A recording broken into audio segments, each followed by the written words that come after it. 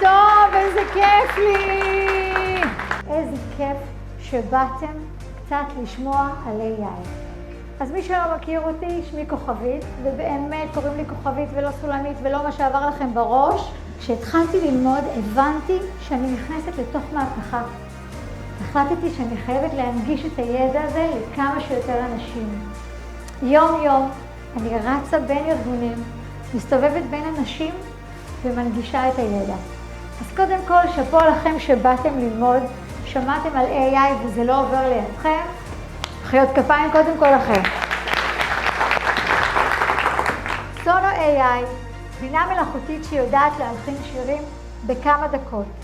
אני מתה על השיר, אני ואתה נשנה את העולם. לקחתי את מילות השיר, הכנסתי אותם לתוך כאן, אתם רואים מאוד פשוט, שמתי אותם כאן, וכתבתי שאני רוצה לשמוע את השיר אני ואתה נשנה את העולם בסגנון של עדן בן זקן. בואו נראה מה יצא. אני ואתה נשנה את העולם, אני ואתה אז יבוא כבר כולם, אמרו את זה קודם לפני לא.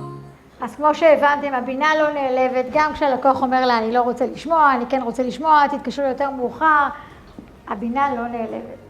עכשיו, אחרי שאני מראה את המצגת הזאת ואני בעיקר מציגה אותה בארגונים, אנשים אומרים לי, כוכבית, מה יהיה? תישאר לנו עבודה? אז גם פה התשובה אני לא יודעת. אבל דבר אחד אני יודעת, שעוד כמה שנים, שאנשים שידעו AI, יהיה להם יתרון הרבה יותר גדול מאותם אנשים שלא יודעים. אתם יודעים מה עשו בסינגפור? יצאה החלטה לפני מספר חודשים, שכל התושבים מעל גיל 40 מקבלים מלגה ללימודי AI. כי מה יהיה איתם בעוד 10 שנים, כשהם יהיו בני 50? האם הם יפלטו משוק העבודה? כי הנוער כבר ידע להיות שם. אז לכן אני מנגישה את החומר ואני אומרת, בואו תלמדו. אם אני יכולה, גם אתם יכולים.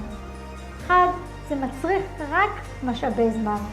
מי שמתעסק פה בתפקידים מורכבים ועובד שעות, המשאב הכי קשה זה אותו משאב הזמן.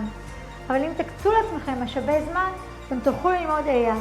כי אין לי ספק שבעוד כמה שנים, מי שלמד, מי שעובד עם ידע ב-AI, יהיה לו הרבה יותר יתרון.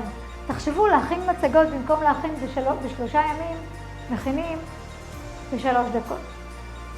אני מאוד מאמינה שאי אפשר לייצר למידה בלי להתפתח באופן אישי.